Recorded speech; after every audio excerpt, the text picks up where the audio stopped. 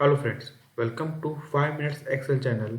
In today's video, we will see how to insert column and rows and how to delete column and rows. Let's start the video. To insert the rows or column, press Ctrl Shift and plus button. You will get a dialog box where they are asking shift cell right, shift cell down, entire row, entire column. I want to add entire row. Here the row will appear.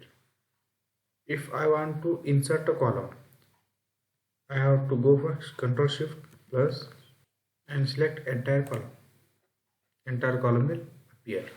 Now if I want to delete rows or columns, then I have to press Ctrl minus sign, then shift cell up, entire row. This entire row is deleted. Like this, if I want to delete the column, then I'll select entire column. The entire column is deleted. Make sure that on which column you want to delete, the cursor should be on that cell only. I hope you enjoyed this video.